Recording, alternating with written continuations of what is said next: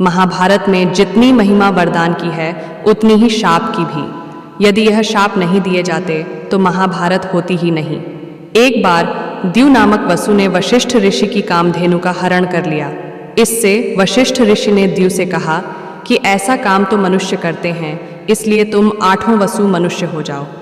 यह सुनकर वसुओं ने घबराकर वशिष्ठ जी की प्रार्थना की तो उन्होंने कहा कि अन्य वसु तो वर्ष का अंत होने पर मेरे शाप से छुटकारा पा जाएंगे, लेकिन इस द्यू को अपनी करनी का फल भोगने के लिए एक जन्म तक मनुष्य बनकर पीड़ा भोगना होगी। यही द्यू गंगा पुत्र कहलाए, यही गंगा पुत्र भीष्म कहलाए।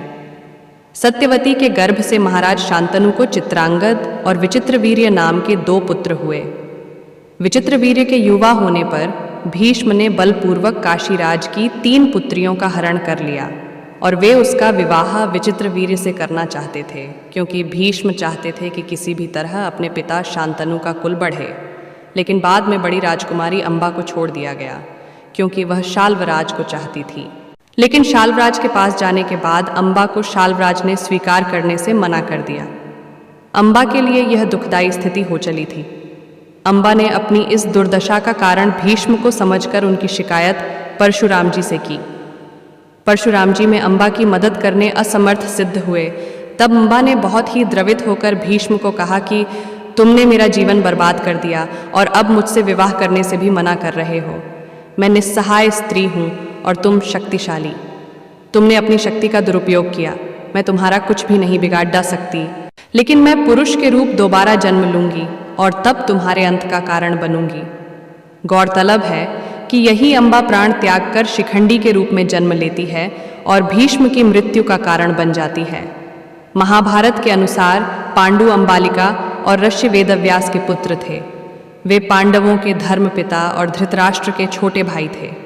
धृतराष्ट्र के अंधे होने के कारण पांडु को हस्तिनापुर का शासक बनाया गया।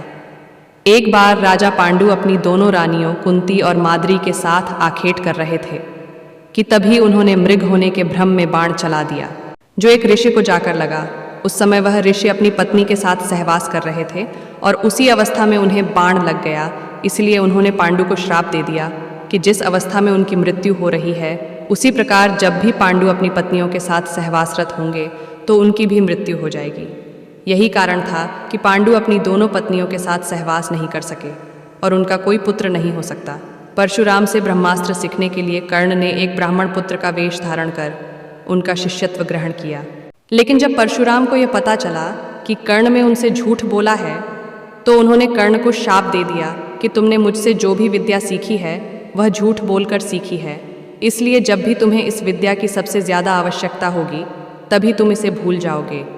कोई भी दिव्यास्त्र का उपयोग नहीं कर पाओगे। अर्जुन सशरीर इंद्र सभा में गया तो उसके स्वागत में उर्वशी, रंभा आदि अप्सराओं ने नृत्य किए। अर्जुन के रूप सौंदर्य पर मोहित हो उर्वशी उसके निवास स्थान पर गई और प्रणय निवेदन किया।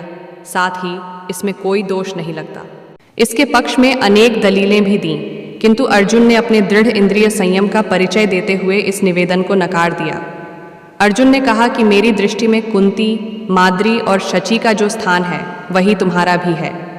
तुम पुरुवंश की जननी होने के कारण आज मेरे लिए परम गुरु स्वरूप हो।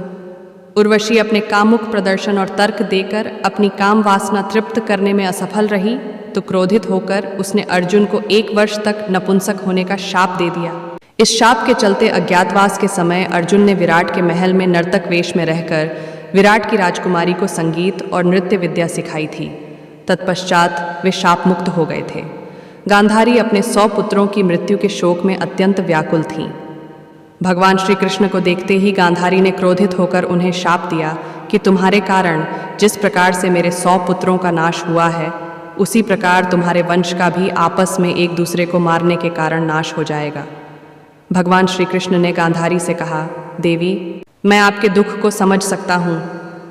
यदि मेरे वंश के नाश से तुम्हें आत्मशांति मिलती है तो ऐसा ही होगा। महाभारत के युद्ध में अश्वत्थामा ने ब्रह्मास्त्र छोड़ दिया था, जिसके चलते लाखों लोग मारे गए थे।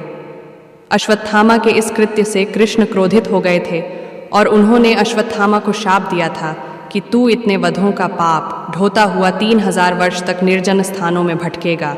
तेरे शरीर से सदैव रक्त की दुर्गंध निस्सृत होती रहेगी। तू अनेक रोगों से पीड़ित रहेगा। व्यास ने श्री कृष्ण के वचनों का अनुमोदन किया।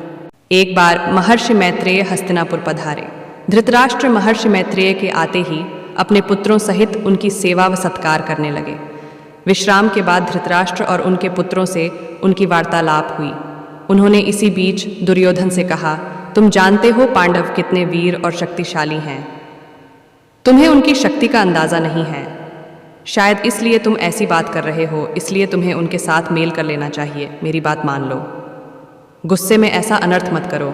महर्षि मैत्रेय की बात सुनकर दुर्योधन को क्रोध आ गया और वह व्यंग्यपूर्ण मुस्कुराते हुए पैर से जमीन कुरेदने लगा। और हद तो तब हो गई जब उसने अपनी जांघ पर हाथ से ताल ठोक दी। दुर्योधन की यह उद्दंडता देखकर महर्षि को क्रोध आया।